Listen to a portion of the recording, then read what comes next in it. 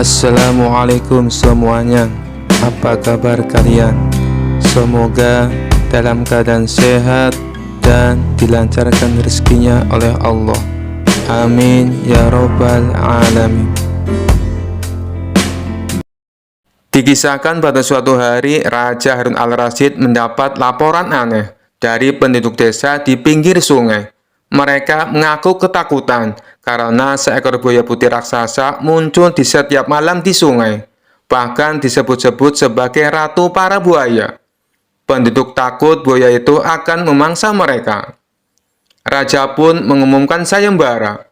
Barang siapa yang berhasil mengusir ratu buaya putih dari sungai akan diberi hadiah emas dan gelar kehormatan. Banyak orang kuat mencoba, tapi semuanya gagal karena buaya itu sangat besar dan buas.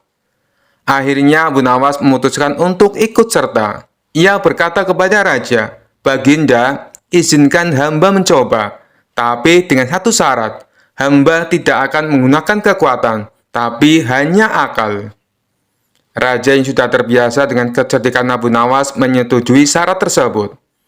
Keesokan malamnya, Abu Nawas datang ke tepi sungai dengan membawa dua benda aneh, sebuah cermin besar dan sekarung penuh ikan busuk. Penduduk yang melihatnya kebingungan. Apa yang akan dilakukan Abu Nawas dengan cermin dan ikan busuk? Tanya mereka.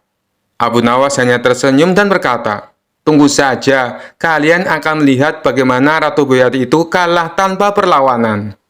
Setelah menyiapkan cermin di tepi sungai, Abu Nawas melemparkan ikan-ikan busuk itu ke dalam air.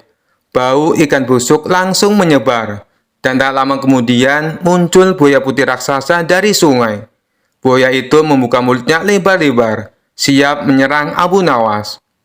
Namun sebelum buaya itu sempat mendekat, ia melihat bayangan sendiri di cermin. Buaya itu terkejut dan mengira ada buaya putih lain yang lebih besar di depannya. Karena takut, buaya itu mundur perlahan-lahan ke dalam sungai.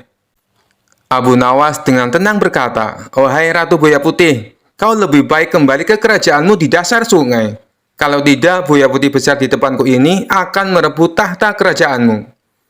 Mendengar itu, buaya putih itu semakin ketakutan dan menyelam dalam-dalam tak pernah muncul lagi. Penduduk desa bersorak gembira, sementara raja terbahak-bahak melihat kecerdikan Abu Nawas. "Abu Nawas, bagaimana kau bisa yakin buaya itu akan pergi hanya dengan cermin?" tanya baginda raja. Abu Nawas menjawab sambil tersenyum.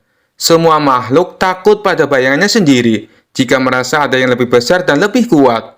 Bahkan seekor buaya putih pun tidak mau mengambil risiko kehilangan tahtanya." Kisah selanjutnya. Dikisahkan suatu hari di sebuah negeri yang jauh, 5 orang pastor terkenal sebagai orang yang sangat sombong. Mereka sering menganggap bahwa agama mereka adalah yang paling benar, sementara agama lain adalah salah. Ketika mendengar nama Abu Nawas, mereka merasa tertantang dan memutuskan untuk mendatanginya dengan niat mempermalukannya.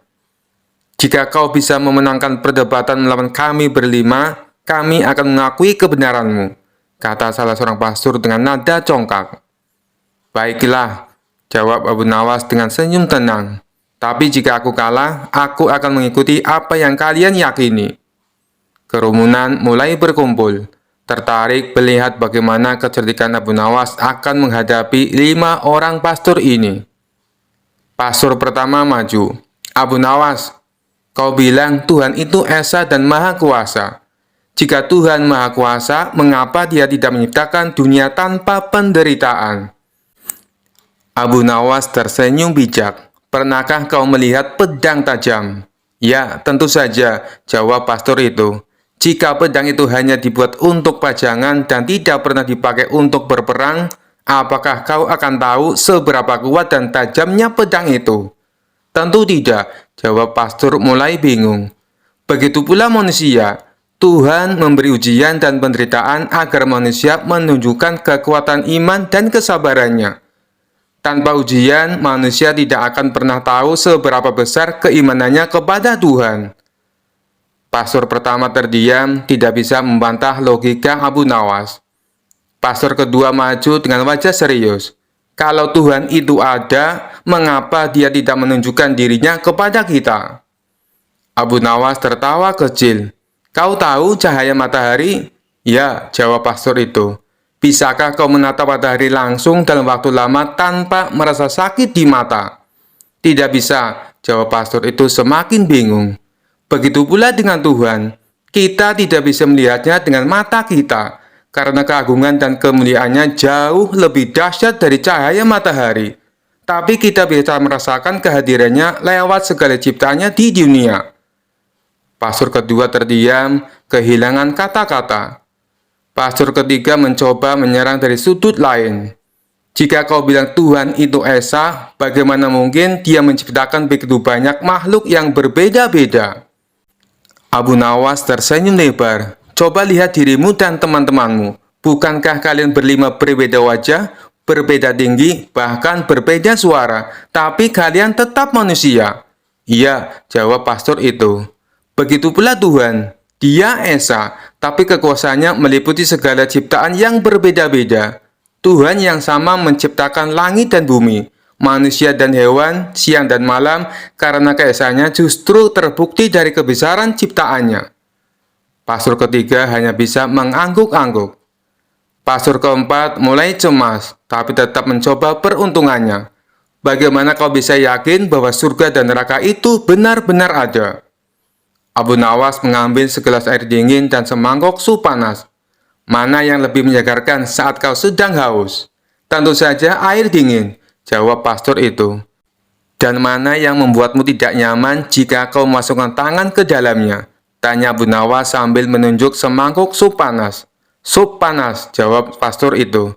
Nah, itulah bukti sederhana.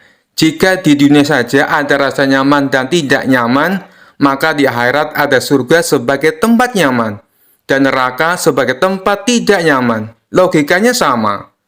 Pastor keempat terdiam, tak mampu menjawab.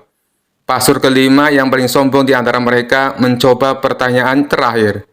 Jika Tuhan itu Maha Pengampun, mengapa Dia tidak mengampuni semua orang tanpa syarat? Abu Nawas tersenyum tipis.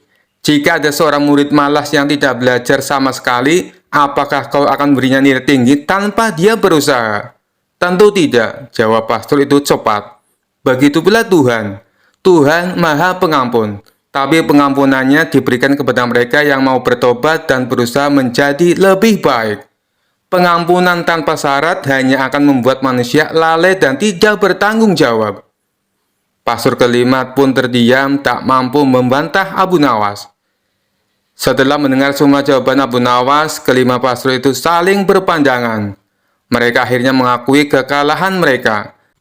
Dengan suara lirih, salah satu pastor berkata, Abu Nawas, kau benar. Kami datang dengan niat untuk mempermalukanmu, tapi justru kami yang dipermalukan oleh kecerdasan dan kebenaranmu. Ajaran kami lebih banyak tentang keimananmu. Abu Nawas tersenyum bijak. Kalian telah membuat keputusan yang tepat. Kebenaran adalah milik Tuhan, dan siapapun yang mencarinya dengan hati yang ikhlas akan menemukannya. Kelima pastor itu pun akhirnya meninggalkan keyakinan lama mereka dan memeluk ajaran yang dibawa oleh Abu Nawas. Kisah selanjutnya. Dikisahkan suatu hari suasana masjid yang biasanya tenang mendadak menjadi ricuh. Seorang preman besar yang dikenal sebagai ketua gangster masuk dengan marah-marah. Semua orang yang sedang beribadah terkejut dan diam tak berani menegur. Dengan wajah garang, preman itu berteriak, "Hei kalian semua, aku nggak percaya sama doa-doa kalian. Kalau Tuhan itu benar ada, kenapa hidupku begini-begini saja?" Orang-orang hanya bisa saling berpandangan, tak tahu harus menjawab apa. Hingga tiba-tiba Abu Nawas yang duduk di sudut masjid berdiri dan melangkah maju dengan santai. "Saudaraku," kata Abu Nawas dengan senyum ramah, "kenapa kau marah-marah di sini?" Preman itu menatapnya dengan tajam. "Aku benci orang-orang yang berdoa. Mereka minta ini, minta itu, tapi hidupku tetap susah." Abu Nawas mengangguk sambil mengusap jenggotnya. "Oh, jadi kau datang ke sini karena merasa Tuhan tidak memberimu apa yang kau inginkan?" "Betul," bentak si preman. Abu Nawas mendekat dan berkata dengan suara tenang, "Kalau begitu, aku punya satu pertanyaan sederhana untukmu. Apa kau pernah mencoba meminta sesuatu kepada tukang kayu untuk memperbaiki pintumu, tapi kau malah datang ke tukang batu?" Preman itu mengerutkan dahi. Tentu tidak. Kalau pintuku rusak, ya aku minta ke tukang kayu, bukan ke tukang batu. Bagus, ujar Abu Nawas sambil tersenyum lebar. Lalu, kalau kau ingin hidupmu lebih baik, kenapa kau malah datang marah-marah ke sini? Bukannya mendekatkan diri kepada Tuhan dan berdoa dengan sungguh-sungguh.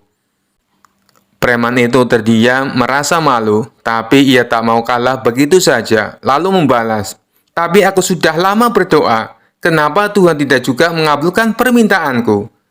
Abu Nawas tertawa kecil. "Aku tahu, kau punya banyak anak buah kan?" "Ya, kenapa?" jawab preman itu dengan bangga. "Kalau salah satu anak buahmu hanya datang kepadamu untuk meminta uang dan tidak pernah benar-benar bekerja, apakah kau akan memberinya uang begitu saja?" tanya Abu Nawas sambil mengangkat alis. "Tentu tidak. Aku hanya memberi kepada yang pantas dan setia kepadaku," jawab si preman. "Nah, begitu juga Tuhan. Dia tidak memberi begitu saja kepada orang yang datang hanya untuk meminta, tanpa benar-benar menunjukkan kesetiaan dan usahanya," jelas Abu Nawas. Orang-orang yang mendengar penjelasan Abu Nawas mulai tertawa kecil. Preman itu terdiam. Ia tidak bisa membantah logika Abu Nawas. Dengan wajah malu, ia pun berkata pelan, "Baiklah, aku mengerti. Aku akan belajar lebih dekat dengan Tuhan dan memperbaiki hidupku." Abu Nawas menepuk bahu si preman dengan ramah. "Itu baru saudara yang baik. Tuhan tidak akan meninggalkan orang yang benar-benar berusaha dan berdoa dengan ikhlas." Kisah selanjutnya. Dikisahkan pada suatu hari, Raja Harun al-Rasyid merasa lelah dengan berbagai perkara di kerajaannya, mulai dari kasus yang kecil hingga kasus yang besar. Raja memutuskan menunjuk Abu Nawas menjadi hakim untuk mengadili berbagai kasus yang sulit. Ketika Abu Nawas baru duduk di kursi hakim, datanglah dua perkara yang berbeda. Yang pertama adalah seorang pemuda miskin yang tertangkap karena mencuri sandal di masjid. Yang kedua adalah seorang pejabat kerajaan yang tertangkap melakukan korupsi uang rakyat dalam jumlah yang besar. Raja dan seluruh rakyat berkumpul di ruang persidangan karena penasaran bagaimana Abu Nawas akan mengadili kedua kasus tersebut. Sidang pertama, maling sandal. Abu Nawas menatap pemuda miskin itu dan bertanya, "Mengapa kau mencuri sandal di masjid?" Pemuda itu menunduk malu dan menjawab, "Maaf Tuan Hakim, saya mencuri sandal karena saya tidak punya sandal untuk pulang, dan saya takut berjalan di jalanan berbatu tanpa alas kaki." Abu Nawas mengangguk lalu berkata, "Baiklah, karena kau hanya mencuri sepasang sandal dan mengakuinya dengan jujur, hukumannya adalah kau harus menyapu halaman masjid selama seminggu penuh." Pemuda itu lega dan berjanji tidak akan mengulangi perbuatannya. Sidang perkara koruptor. Setelah itu, giliran pejabat korup yang maju ke depan. Ia terlihat tenang dan penuh percaya diri. Abu Nawas menatapnya tajam dan bertanya, "Mengapa kau mencuri uang rakyat?" Pejabat itu tersenyum tipis dan berkata, "Saya tidak mencuri Tuan Hakim. Saya hanya memanfaatkan peluang dan kebetulan uangnya sangat banyak. Jadi saya ambil sedikit untuk diri sendiri." Abu Nawas menghela napas panjang lalu berkata, "Baiklah, karena kau mengambil uang rakyat dengan alasan memanfaatkan peluang, aku akan memberikan hukuman yang sesuai. Kau akan dilempar ke kandang singa yang sedang lapar. Tapi jangan khawatir, aku hanya akan melepaskan satu singa, karena kebetulan aku juga ingin memanfaatkan peluang." Mendengar itu, pejabat korup langsung gemetar ketakutan. "Ampun Tuan Hakim, jangan lempar saya ke kandang singa, saya mengaku salah." Raja dan seluruh hadirin tertawa terbahak-bahak melihat kecerdikan Abu Nawas dalam memberikan hukuman yang tepat. Akhirnya, pejabat itu dihukum bekerja di ladang kerajaan tanpa gaji sampai ia mengembalikan semua uang yang telah ia curi. Abu Nawas berhasil menyelesaikan kedua perkara dengan adil dan bijak. Raja Harun al-Rasyid pun berkata, "Abu Nawas, kau memang hakim yang luar biasa. Hukum sandal dan koruptor tidak boleh sama. Karena mencuri sandal hanya menyakiti satu orang, sedangkan mencuri uang rakyat menyengsarakan banyak orang." Abu Nawas tersenyum dan menjawab, "Benar Baginda, adil itu bukan berarti semua mendapat hukuman yang sama, tapi yang bersalah mendapat hukuman yang sesuai." Kisah selanjutnya. Dikisahkan pada suatu hari terdengar kabar bahwa di sebuah desa ada makam keramat yang diyakini bisa memberikan keberuntungan bagi siapa saja yang berziarah ke sana. Warga dari berbagai tempat berdatangan, membawa sesajen dan memanjatkan doa, berharap keberuntungan atau rezeki yang berlimpah. Namun Abu Nawas merasa ada yang aneh dengan makam itu. Makam ini tiba-tiba jadi terkenal. Padahal dulu tidak pernah ada orang bicara soal itu, pikirnya. Karena penasaran, Abu Nawas memutuskan untuk menyelidiki lebih dalam. Pada malam hari saat suasana sudah sepi, Abu Nawas datang ke makam tersebut, ditemani beberapa warga yang juga curiga. Mereka membawa lentera untuk penerangan. Sesampainya di sana, Abu Nawas melihat banyak sesajen yang ditinggalkan.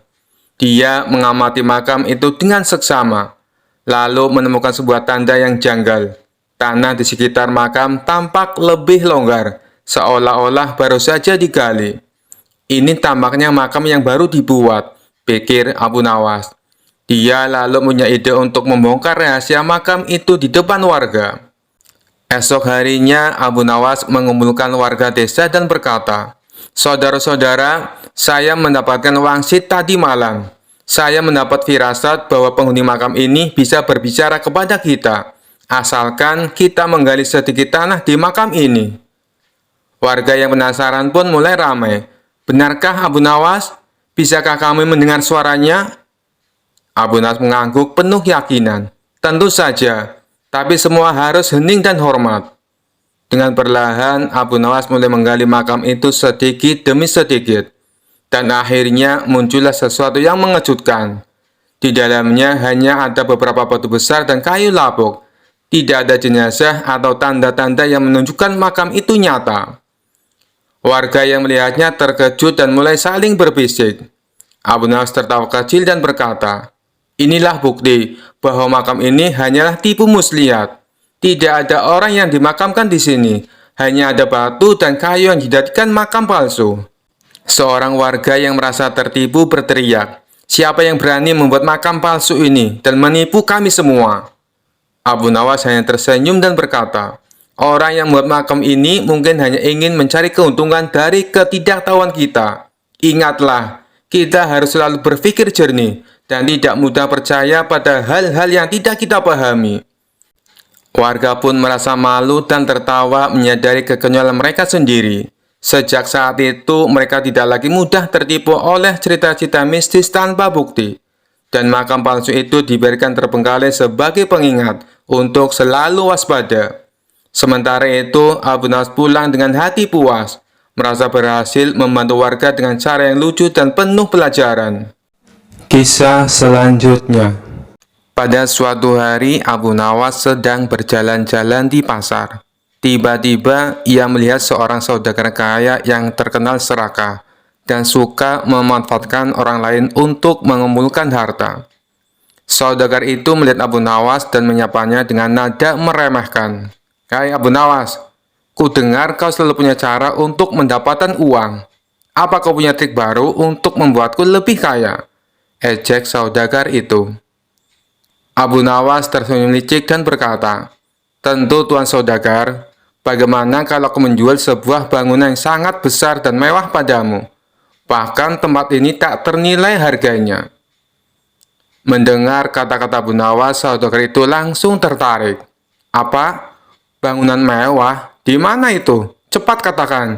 Aku akan membelinya jika benar-benar berharga," katanya dengan mata berbinar.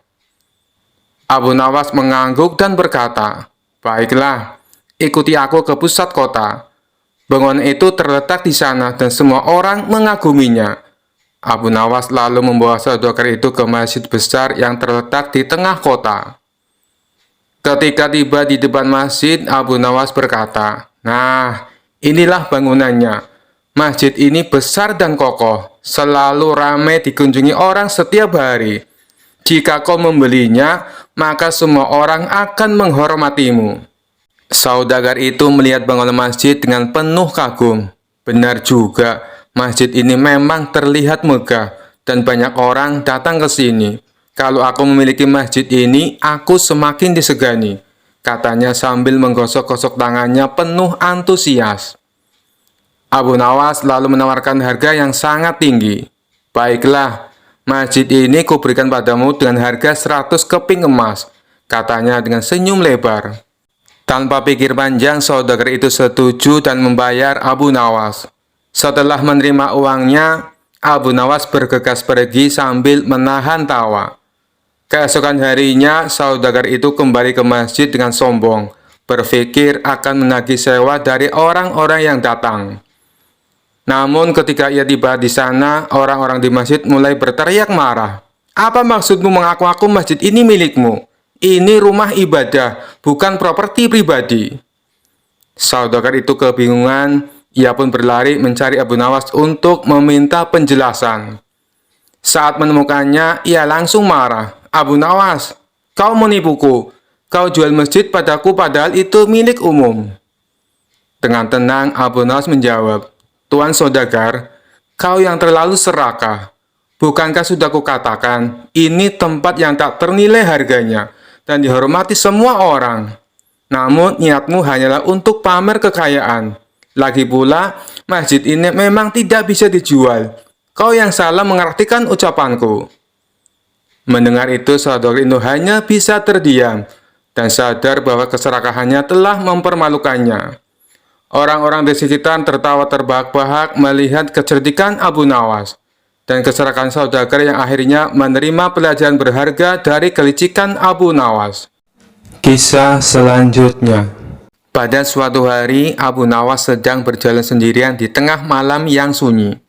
Saat itu, ia merasa ada sesuatu yang aneh mengikuti langkahnya. Ketika menoleh ke belakang, ternyata ada sosok menyeramkan, yaitu setan yang mengintainya dari jauh. Namun, Abu Nawas yang terkenal cerdik tidak merasa takut. Ia malah merasa ini kesempatan yang baik untuk mengerjai setan itu. Setan yang merasa Abu Nawas adalah manusia yang terkenal licik dan pintar ingin menguji kecerdikannya. Dengan tawa seram, ia mendekati Abu Nawas dan berkata, Abu Nawas, aku tahu kau pintar, tapi kali ini kau tak akan bisa lolos dari jebakanku. Aku akan membuatmu menderita. Abu Nawas tanpa gentar sedikit pun menyambut tantangan itu dengan tenang. Wahai setan, kenapa kau ingin membuatku menderita? Bukankah hidupku sudah cukup rumit tanpa gangguanmu? Tapi kalau kau ingin mencobanya, mari kita lihat siapa yang lebih licik di antara kita. Setan tertawa jahat. Kau memang pintar bicara, Abu Nawas, tapi aku punya rencana jahat yang pasti membuatmu takut dan lari ketakutan. Abu Nawas pura-pura tertarik dan mendekati setan itu. Oh, begitu. Rencana macam apa yang kau maksud? Setan berkata dengan nada mengancam. Aku akan memberimu mimpi buruk setiap malam. Kau akan tidur dengan rasa takut dan bangun dan ketakutan yang tak berujung. Namun bukannya takut, Abu Nawas justru tertawa terbahak-bahak. Wahai setan, kau sungguh tak tahu apa-apa tentangku. Kau bikin aku takut dengan mimpi buruk? Padahal kau tahu tidak, ada mimpi buruk yang lebih buruk daripada yang bisa kau buat. Setan terdiam bingung. Maksudmu apa, Abu Nawas? Aku adalah setan. Tidak ada mimpi yang lebih buruk dari yang bisa kubuat. Abu Nawas mendekat dan berbisik dengan nada serius. Aku tahu mimpi yang jauh lebih buruk dari semua mimpimu. Bayangkan jika setiap malam kau bermimpi tentang istri-istriku datang menagih hutang, meminta uang belanja, dan menyuruhmu mencuci piring sampai pagi. Itu adalah mimpi buruk yang tak tertahankan. Setan yang mendengar itu langsung gemetar. Ia membayangkan dirinya dicerca oleh istri-istri Abu Nawas yang galak, meminta ini itu dan mengomel sepanjang malam. Setan tak pernah membayangkan ada mimpi yang lebih mengerikan daripada yang bisa ia buat. Wah, itu mengerikan, seru setan sambil mundur perlahan, mulai merasa kapok. Abu Nawas tidak berhenti sampai di situ. Ia berkata lagi dengan nada menggoda. Dan kau tahu, jika kau berani menggangguku lagi, aku akan membuatmu bermimpi menjadi suamiku. Kau akan dituntut ini itu setiap hari. Tidak hanya mimpi buruk, tapi kehidupan nyata yang penuh penderitaan. Setan semakin ketakutan. Tidak, cukup.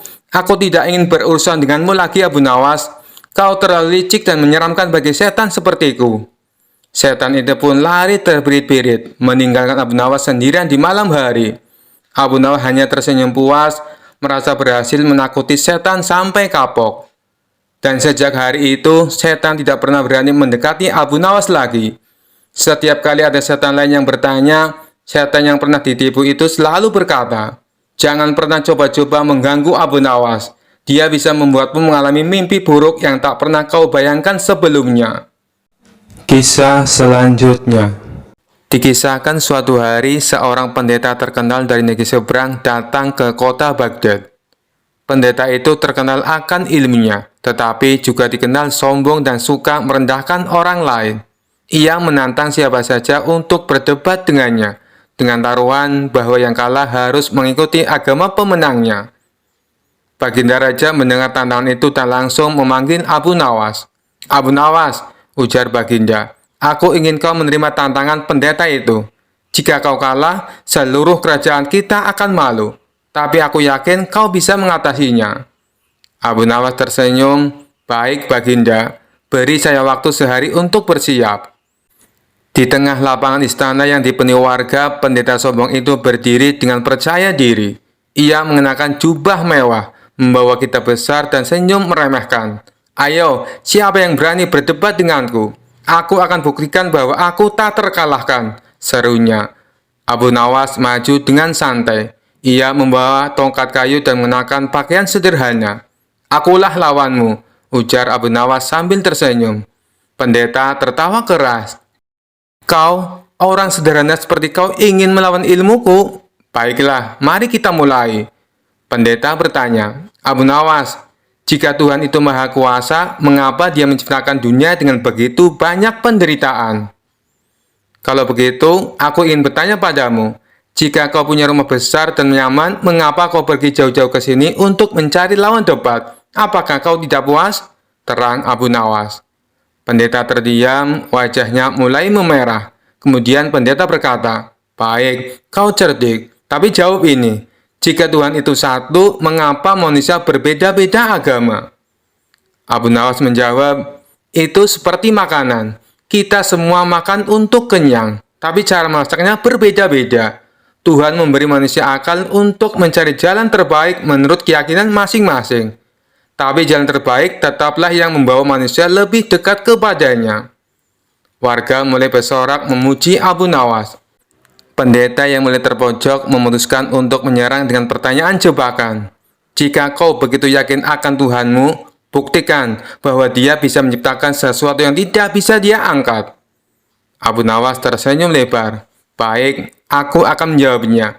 Tapi kau harus menjawab pertanyaanku terlebih dahulu." "Tanyakan apa saja," jawab pendeta. "Bisakah kau membuat pertanyaan yang tidak bisa kau jawab sendiri?"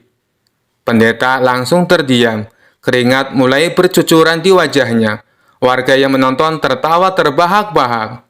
Pendeta yang tak sanggup menjawab akhirnya mengaku kalah. Ia terpaksa memenuhi janjinya untuk pindah agama.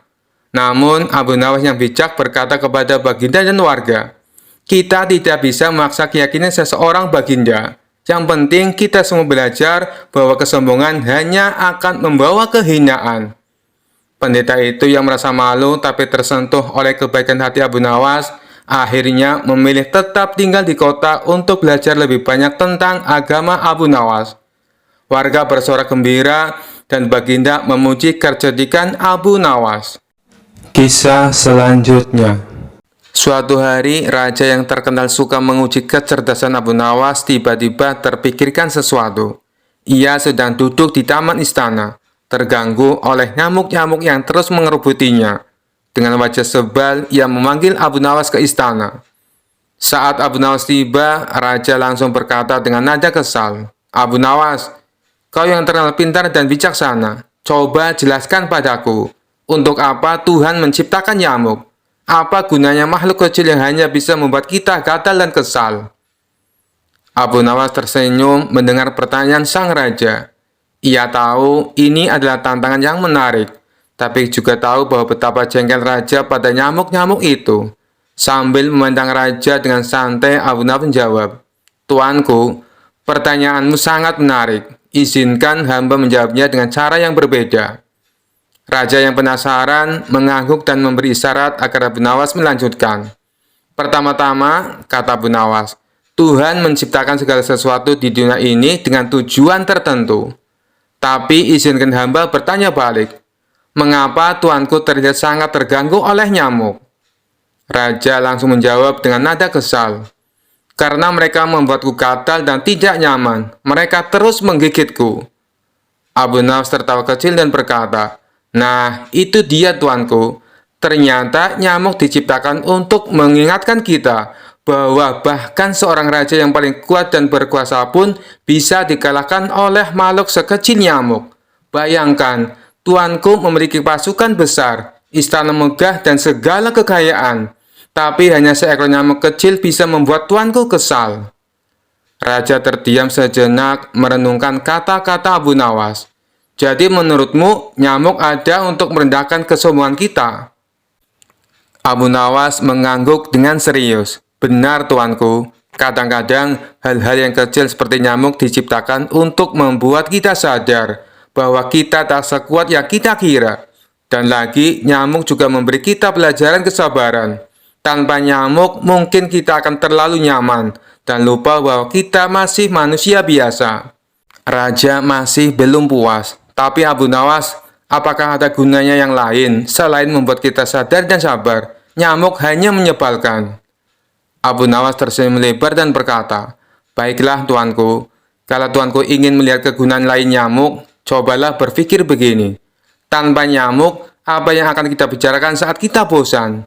Nyamuk adalah alasan sempurna untuk kita mengeluh dan mencari hiburan saat tak ada lain yang untuk dibahas. Raja tak bisa menahan tawa mendengar jawaban kocak Abu Nawas. Jadi menurutmu, nyamuk diciptakan agar kita tidak kehabisan bahan obrolan? Abu Nawas mengangguk sambil tersenyum lebar. Benar sekali tuanku, karena nyamuk selalu ada di mana-mana. Mereka membuat hidup kita lebih berwarna dengan sedikit gangguan dan candaan. Lagi pula, tanpa nyamuk, siapa yang akan kita salahkan kalau kita sedang malas atau kesal? Raja tertawa terbahak-bahak mendengar jawaban Abu Nawas yang cerdik dan menghibur itu. Abu Nawas, kau selalu punya cara untuk membalikan pertanyaan-pertanyaan sulit menjadi sesuatu yang lucu dan masuk akal. Sekarang aku mengerti. Mungkin nyamuk memang berguna untuk membuat kita tetap rendah hati dan tidak kehabisan bahan pembicaraan. Abu Nawas tersenyum puas, sekali lagi ia berhasil membuat raja terhibur dan berpikir dengan jawaban yang cerdas dan kocak. Nyamuk yang tadinya dianggap menyebalkan, kini menjadi alasan untuk tertawa bersama. Kisah selanjutnya. Dikisahkan pada suatu hari di pasar kota tersebar kabar bahwa ada seorang ulama yang baru saja datang dan mengaku memiliki karomah luar biasa.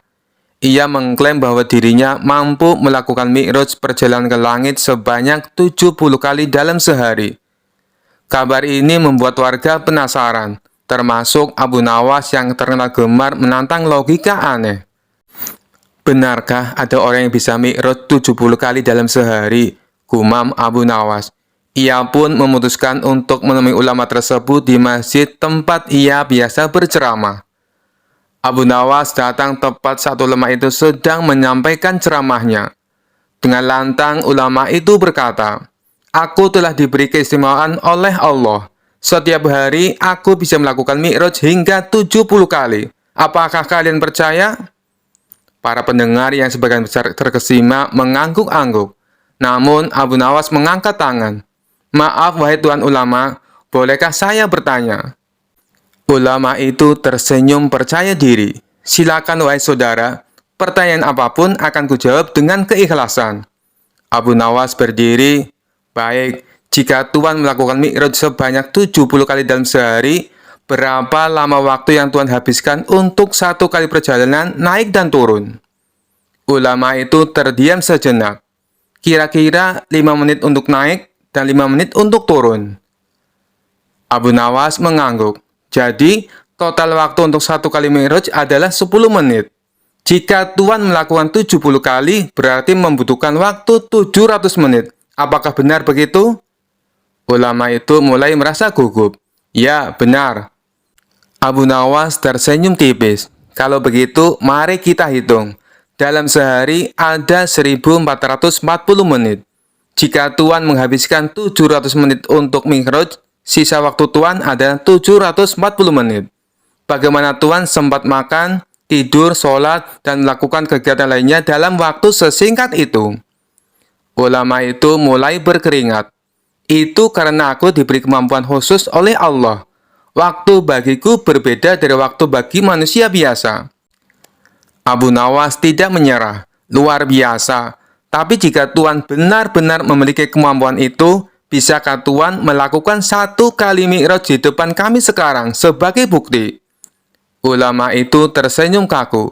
Wahai saudara, karomah seperti ini tidak untuk dipertontonkan. Hanya Allah yang tahu rahasianya. Abu Nawas tertawa kecil. Kalau begitu, izinkan saya mengucapkan terima kasih. Karena sejak tadi Tuhan sudah menghibur kami semua dengan kisah mi'raj yang luar biasa. Para hadirin yang awalnya terpukau mulai menyadari keanehan klaim ulama tersebut. Mereka tersenyum dan tertawa kecil. Ulama tersebut yang merasa malu segera mengakhiri ceramahnya dan pergi dengan tergesa-gesa. Sejak saat itu, orang-orang lebih berhati-hati percaya pada klaim ajaib, terutama jika Abu Nawas ada di sekitar mereka. Kisah selanjutnya. Dikisahkan di sebuah sudut pasar, ada seorang peramal gadungan yang selalu membuat keramaian. Ia mengaku bisa membaca masa depan dan mengetahui segala rahasia hidup seseorang hanya dengan menatap bola kristalnya. Banyak orang tertarik dan juga banyak yang ragu akan kebenarannya. Suatu hari, Abu Nawas berjalan melewati pasar itu dan melihat peramal tersebut dikerumuni banyak orang. Dengan senyumnya yang khas, Abu Nawas mendekat untuk melihat apa yang sebenarnya terjadi. Datanglah, wahai siapapun yang ingin mengetahui masa depannya. Aku bisa mengungkap segala rahasia, kata peramal dengan lantang. Abu Nawas segera memutuskan untuk menguji, dan kalau bisa mengerjai si peramal. Abu Nawas melangkah maju. Tuan peramal, aku ingin tahu apa yang akan terjadi padaku besok. Peramal itu memejamkan mata dan mulai menggosok bola kristalnya, seolah sedang mencari jawaban. Aku melihat sesuatu, katanya dramatis. Besok kau akan menemukan keberuntungan besar. Abu Nawas tersenyum. Keberuntungan macam apa? Emas. Banyak sekali emas yang akan kau temukan. Bersiaplah, jawab si peramal sambil tersenyum lebar, berharap Abu Nawas percaya. Namun, bukannya terkesan, Abu Nawas justru mengangguk dengan ekspresi serius. Wah, itu kabar baik. Kalau begitu, kau pasti tahu apa yang ada di sakuku saat ini kan? Si peramal terlihat sedikit gugup, tapi mencoba tetap tenang. Tentu saja, beri waktu aku sebentar. Ia kembali menatap bola kristalnya. Di sakumu ada perak. Ya, aku melihat perak. Abu Nawas mengeluarkan tangannya dari saku dan menunjukkan sesuatu, sepotong roti basi. Semua orang yang menyaksikan tertawa terbahak-bahak. Wah, luar biasa. Perak ternyata bentuknya mirip roti basi, kata Abu Nawas dengan nada mengejek. Tidak puas sampai di situ, Abu Nawas punya rencana lain. Ia berpura-pura mengubah nada suaranya menjadi serius. Tuan peramal, karena kau gagal menebak isi sakuku, aku ingin menguji kemampuanmu dengan pertanyaan yang lain. Apa itu? Tanya si peramal mulai kehilangan percaya diri. Aku baru saja kehilangan seekor keledai kesayanganku. Kalau kau memang sakti, pasti kau tahu di mana keledaiku sekarang, kata Abu Nawas sambil memasang wajah sedih. Si peramal berpikir sejenak, lalu kembali menatap bola kristalnya. Keledaimu sedang berada di sebuah padang rumput dekat sungai. Abu Nawas tertawa keras. Padahal keledaiku sedang diikat di belakang pasar ini. Aku baru saja memarkirnya sebelum datang ke sini. Kerumunan kembali tertawa. Si peramal mulai panik, tapi Abu Nawas belum selesai. Abu Nawas melangkah lebih dekat dan berkata dengan nada pelan, kalau kau benar-benar sakti, kau pasti tahu apa yang akan aku lakukan padamu sekarang. Si peramal mencoba terlihat tenang, tapi wajahnya memucat. Tentu saja aku tahu, kau akan memujiku atas kehebatanku. Abu Nawas tertawa keras. Salah besar. Aku akan mengajakmu keliling pasar untuk memberitahu semua orang bahwa ramalanmu adalah palsu. Peramal itu langsung kabur ketakutan sebelum Abu Nawas sempat melakukannya. Semua orang di pasar tertawa dan memuji kecerdasan Abu Nawas. Kisah selanjutnya. Dikisahkan pada suatu hari Abu Nawas sedang berjalan-jalan di pasar. Ia melihat sebuah kios kecil dengan papan bertuliskan tukang servis radio, dijamin beres, jika tidak uang kembali. Abu Nawas berhenti sejenak, membaca tulisan itu dengan seksama, lalu tersenyum lebar. Ia berpikir untuk menguji keahlian tukang servis tersebut. Abu Nawas pulang ke rumah dan mencari sesuatu. Ia menemukan sebuah kotak kayu tua yang bentuknya mirip radio. Dengan sedikit kreativitas, ia menambahkan beberapa tombol palsu dari kayu dan sebuah antena bengkok. Kotak itu kini terlihat seperti radio tua yang sudah rusak. Ia membawa radio itu ke kios tukang servis. "Assalamualaikum," sapa Abu Nawas. "Waalaikumsalam, Tuan. Silakan, ada yang perlu saya perbaiki?" jawab si tukang servis dengan ramah. Abu Nawas menyerahkan radio itu sambil berkata, "Radio ini sudah lama tidak menyala. Tolong perbaiki agar kembali berfungsi dengan baik." Tukang servis menerima radio itu, memperhatikan sebentar lalu bertanya, "Ini radio jenis apa ya? Kok kelihatannya unik sekali?" Abu Nawas menjawab dengan serius, "Ini radio keluaran kuno, warisan nenek moyangku. Tetapi kalau kau berhasil memperbaikinya, aku akan memberimu bayaran ekstra." Tukang servis mulai membongkar radio tersebut. Ia memeriksa antena, tombol-tombol, dan bagian dalamnya. Namun semakin ia memeriksa, semakin bingung. Karena radio itu ternyata hanyalah kotak kayu kosong. "Tuan, ini bukan radio, ini hanya kotak kayu," seru tukang servis. Abu Nawas menggeleng sambil tersenyum. "Tidak mungkin, itu radio keluarga kami yang sangat berharga. Kalau kau bisa memperbaikinya, aku minta uangku kembali sesuai jaminan di papanmu." Tukang servis terdiam.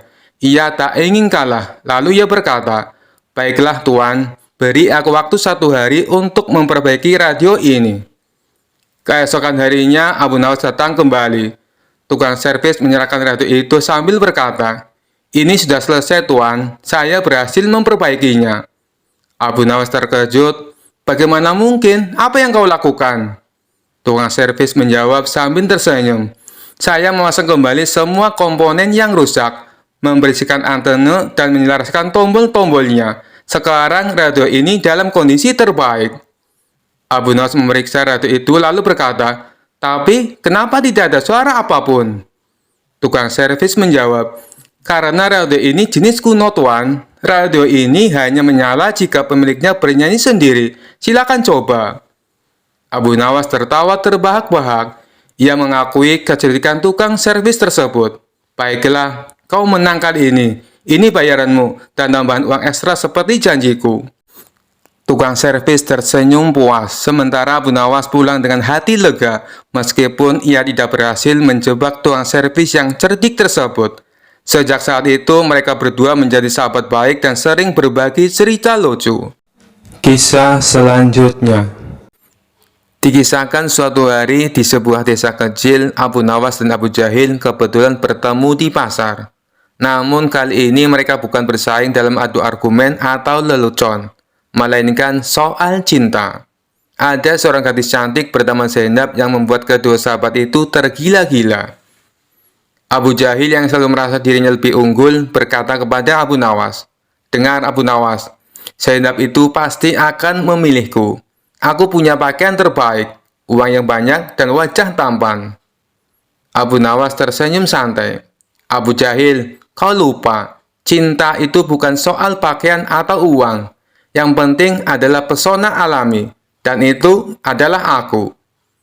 Keduanya sepakat untuk mencoba memikat Zainab secara langsung. Abu Jahil yang lebih dulu tiba di rumah Zainab membawa sekeranjang besar buah-buahan mahal. Ia mengetuk pintu dan berkata dengan penuh percaya diri, "Zainab, ini buah-buahan dari kebunku. Semua untukmu sebagai tanda cintaku." Zainab tersenyum sopan dan menerima buah itu, tapi dalam hati ia merasa biasa saja. Giliran Abu Nawas datang. Ia hanya membawa sepotong kue kecil. Saat Zainab membuka pintu, Abu Nawas berkata, "Zainab, ini kue sederhana untukmu. Aku tahu kau pasti lelah karena banyak pria datang membawakan hadiah besar. Jadi, aku hanya ingin membantumu merasa ringan." Zainab tertawa kecil mendengar kejujuran Abu Nawas dan menerima kue itu dengan senang hati. Namun Zainab masih bingung siapa yang harus dipilih. Akhirnya ia memberikan tantangan kepada keduanya. "Jika kalian berdua benar-benar ingin memperebutkanku, aku ingin melihat siapa yang paling mampu bekerja keras. Besok pagi, datanglah ke ladangku dan bantu aku mencangkul."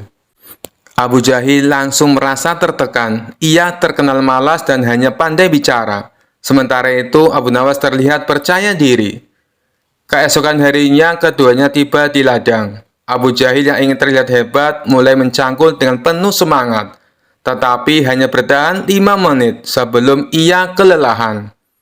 Sementara itu, Abu Nawas duduk di bawah pohon sambil berpikir, "Zainab, aku tahu mencangkul itu penting, tapi bukankah lebih baik aku membantu dengan cara yang lain?" Zainab penasaran. "Apa maksudmu, Abu Nawas?" Abu Nawas mengambil suling kecil dari kantongnya dan mulai memainkan musik yang merdu. Ternyata suara suling itu membuat beberapa petani yang lewat tertarik untuk membantu mencangkul ladang Zainab. Dalam waktu singkat, seluruh ladang selesai dicangkul. Zainab tersenyum lebar melihat hasilnya. Ia berkata kepada Abu Jahil, "Kau bekerja keras, tapi sayangnya kau cepat lelah." Kemudian ia menatap Abu Nawas. "Kau tidak hanya membantu dengan caramu sendiri, tapi juga mengajak orang lain untuk membantuku. Aku rasa aku sudah tahu siapa yang pantas menjadi pendampingku." Abu Jahil hanya bisa menghela nafas panjang. "Abu Nawas, kau memang licik, tapi aku harus mengakuinya, kau lebih pintar dariku." Abu Nawas tersenyum penuh kemenangan.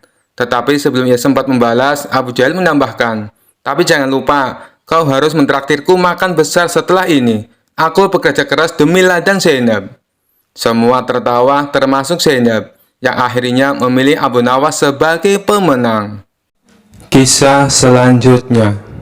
Suatu hari, Abu Nawas terlibat dalam sebuah perdebatan dengan seorang Yahudi yang cerdas dan suka berargumen. Orang Yahudi itu terkenal sering mengajukan pertanyaan-pertanyaan sulit untuk menguji kepercayaan orang lain. Kali ini ia memutuskan untuk menantang Abu Nawas dalam sebuah perdebatan tentang keberadaan siksa kubur. Yahudi itu mendatangi Abu Nawas dengan senyum sinis dan langsung bertanya, "Abu Nawas, kau ini terkenal cerdik, tapi aku ingin tahu apakah kau bisa menjawab pertanyaanku. Apakah benar siksa kubur itu ada? Bagaimana bisa ada sesuatu setelah mati? Padahal tubuh sudah tidak hidup lagi."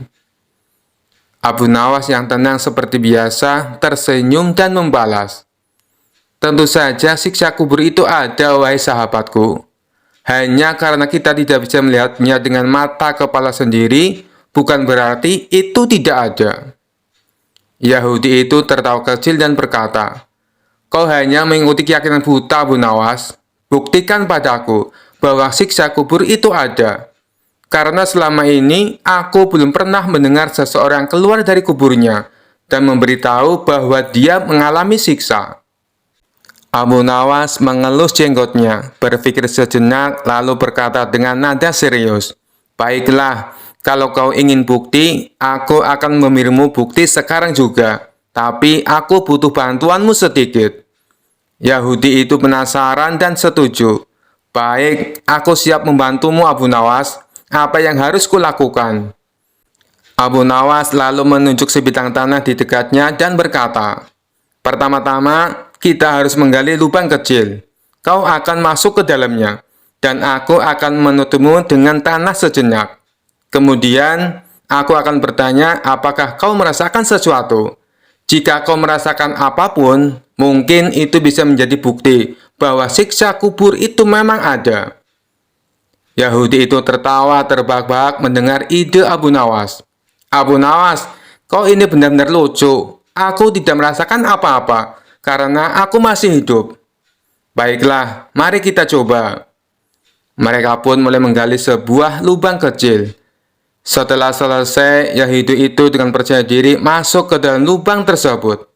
Dan Abu Nawas menutupinya dengan tanah hingga hanya kepala sendiri yang terlihat. Orang-orang yang melihat kejadian itu mulai berkerumun. Penasaran apa yang akan dilakukan Abu Nawas selanjutnya. Setelah Yahudi itu berada di dalam lubang, Abu Nawas berdiri di sampingnya, kemudian berkata, "Nah, bagaimana rasanya? Kau merasa nyaman di dalam sana?" Yahudi itu tertawa sambil berkata, "Tentu saja, ini hanya lubang biasa. Aku tidak merasakan apa-apa." Abu Nawas tersenyum licik dan dengan tiba-tiba berteriak keras, "Wahai para pengawal, bawa air keranjang dan tikus tanah." Pengawal yang kebingungan mengikuti perintah Abu Nawas langsung bergegas. Mendengar perintah aneh itu, Yahudi yang tadinya tertawa-tawa mulai merasa cemas. "Untuk apa kau memanggil air dan tikus, Abu Nawas?"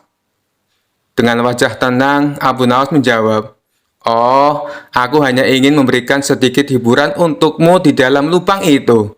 Kita akan siramkan air dingin supaya kau merasakan sensasi beku. Dan tikus-tikus tanah ini akan menggali di sekitarmu. Mungkin mereka akan berusaha mengunyah sepatumu juga."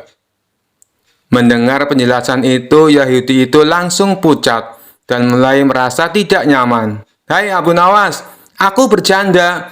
Keluarkan aku dari sini. Aku tidak mau ada air dingin atau tikus tanah." Abu Nawas pura-pura terkejut. "Oh, kau takut? Tapi bukankah tadi kau berkata bahwa kau tidak merasakan apa-apa di dalam lubang? Mengapa tiba-tiba kau khawatir?" Yahudi itu mulai panik.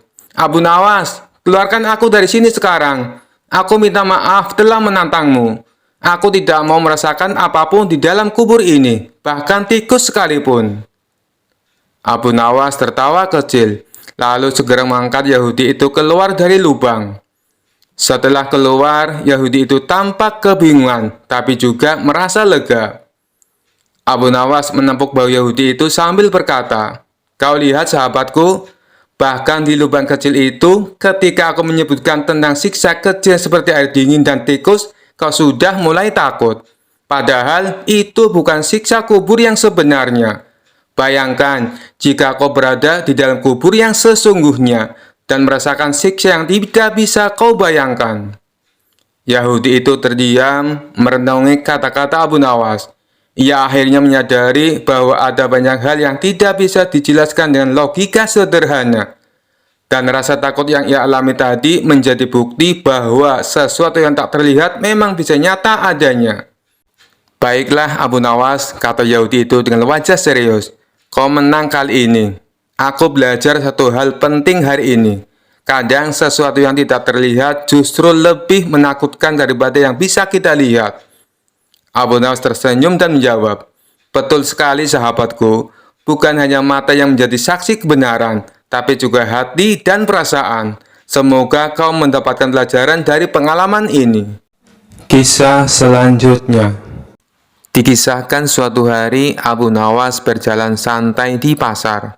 Hari itu ia mengenakan pakaian sederhana, tetapi kecerdasan dan aura percaya dirinya membuat orang-orang selalu memperhatikannya. Di sebuah sudut pasar, Abu Nawas mendengar sekelompok wanita berbicara sambil tertawa cekikikan. "Kalau saja aku bisa bertemu pria yang cerdas dan humoris, aku pasti akan langsung jatuh cinta," kata salah satu dari mereka. Abu Nawas tersenyum kecil mendengar hal itu. Ia pun berpikir untuk sedikit menghibur mereka dengan kecerdasannya. Abu Nawas mendekati para wanita itu dan dengan sopan berkata, "Maaf, aku mendengar pembicaraan kalian. Apa aku boleh bertanya, apakah kalian lebih suka pria yang tampan atau yang cerdas?" Salah satu wanita menjawab sambil tersenyum, "Tentu saja pria yang cerdas lebih menarik. Tapi kenapa kau bertanya begitu, Tuan?" Abu Nawas mengangkat alisnya berpura-pura serius. "Kalau begitu, aku akan membuktikan kecerdasanku. Jika aku bisa membuat kalian semua kagum, aku minta satu permintaan." Para wanita itu penasaran. "Baik, kalau kau berhasil, kami akan memenuhi permintaanmu.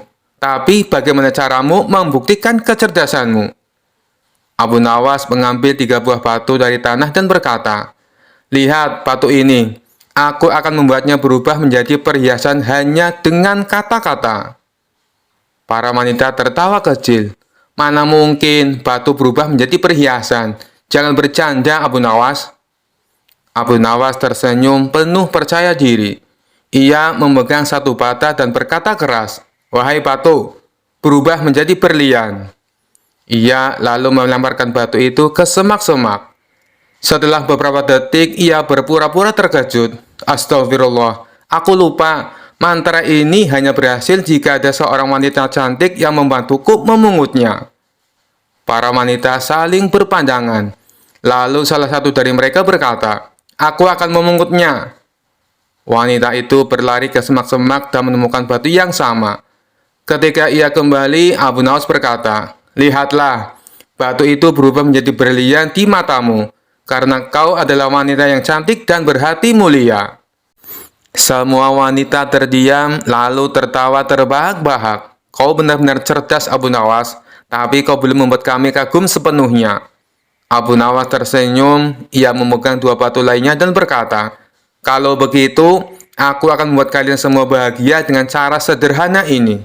Bayangkan saja, setiap batu ini adalah hadiah kecil dariku. Apa kalian mau menerimanya?"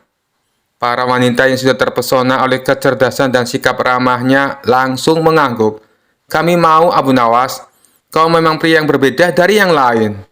Dengan kecerdasannya, Abu Nawas berhasil membuat para wanita di pasar tergila-gila bukan karena wajah tampan atau kekayaan, tetapi karena kelucuan dan keunikannya. Hari itu, pasar ramai dengan cerita tentang Abu Nawas, si pria cerdas yang tahu cara mencuri hati semua orang tanpa perlu mencoba terlalu keras. Kisah selanjutnya. Suatu hari, raja kembali memanggil Abu Nawas ke istana untuk memberi perintah aneh lagi.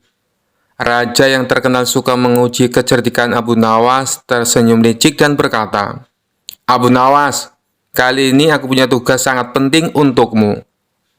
Abu Nawas sudah mencium gelagat tak biasa, menjawab dengan hati-hati, "Apa tugasnya, tuanku?" Raja dengan suara lantang berkata, "Aku ingin kau pergi dan mencari ujung bumi. Bawa aku laporan tentang apa yang ada di sana. Jangan kembali sampai kau menemukannya." Abu Nawas yang tahu bahwa perintah ini jelas-jelas mustahil, pura-pura terkejut. Tapi seperti biasa, ia segera berpikir cepat. Dengan wajah serius, Abu Nawas menjawab, "Baik, tuanku. Hamba akan mencari ujung bumi, tapi hamba butuh beberapa persiapan." Raja mengangkat alis penasaran. "Apa yang kau butuhkan kali ini, Abu Nawas?" Abu Nawas dengan tenang menjawab, "Karena perjalanan ini sangat jauh dan berbahaya, hamba butuh bekal yang cukup besar. Sekitar 100 unta penuh dengan makanan, minuman, dan persediaan lainnya. Selain itu, hamba juga butuh pasukan kecil untuk melindungi hamba dari bahaya selama perjalanan." Raja berpikir sejenak lalu setuju. "Baiklah, aku akan berikan semua yang kau minta. Tapi ingat, jangan kembali sebelum kau menemukan ujung bumi." Abu Nawas tersenyum dan berjanji akan melakukan tugasnya dengan baik. Lalu ia segera memulai perjalanannya dengan 100 unta penuh bekal dan pasukan kecil yang menyertainya. Selama beberapa minggu, Abu Nawas dan rombongannya berkeliling kota, berpura-pura sedang dalam perjalanan jauh. Setiap hari, ia dan pasukannya beristirahat, makan enak, dan menikmati hidup. Sementara orang-orang di kota berpikir Abu Nawas sedang melakukan perjalanan untuk mencari ujung bumi. Setelah beberapa waktu, Abu Nawas merasa cukup. Ia lalu memerintahkan pasukannya untuk kembali ke istana. Saat tiba di depan raja, Abu Nawas melaporkan dengan penuh kepercayaan diri, "Tuanku, hamba telah pergi mencari ujung bumi, dan hamba punya kabar penting." Raja yang sangat penasaran bertanya, "Apa yang kau temukan, Abu Nawas? Apakah kau menemukan ujung bumi?" Abu Nawas mengangguk serius dan menjawab, "Benar, tuanku. Hamba telah menemukannya. Ternyata ujung bumi itu adalah tempat di mana langit dan bumi bertemu, tepat di pintu gerbang istana ini." Raja tercengang mendengar jawaban itu. "Apa maksudmu, Abu Nawas?" Dengan cerdik, Abu Nawas menjelaskan, "Setelah perjalanan jauh, hamba menyadari bahwa setiap kali kita berjalan lebih jauh, bumi tampaknya tak berujung. Tapi ketika hamba kembali ke istana ini, hamba menyadari bahwa semua perjalanan berakhir di sini, tempat di mana Tuanku berkuasa. Inilah ujung bumi, karena di sini segala sesuatu bermula dan berakhir." Raja terdiam sejenak, berpikir keras. Ia tahu Abu Nawas sedang bermain-main dengan logika, tapi jawaban itu sangat masuk akal dan filosofis. Akhirnya Raja tertawa terbahak-bahak dan berkata, "Abu Nawas, kau memang tak pernah gagal membuatku kagum. Kau telah melaksanakan tugasmu dengan baik. Ujung bumi memang berada di sini, di bawah kekuasaanku." Semua orang istana ikut tertawa, sementara Abu Nawas tersenyum puas. Sekali lagi ia berhasil keluar dari tugas mustahil dengan cara yang cerdik dan kocak, membuat raja tak bisa berkata apa-apa selain tertawa. Sekian dulu perjumpaan kita kali ini. Sampai bertemu lagi di kisah-kisah selanjutnya. Terima kasih yang sudah subscribe dan setia menonton channel ini.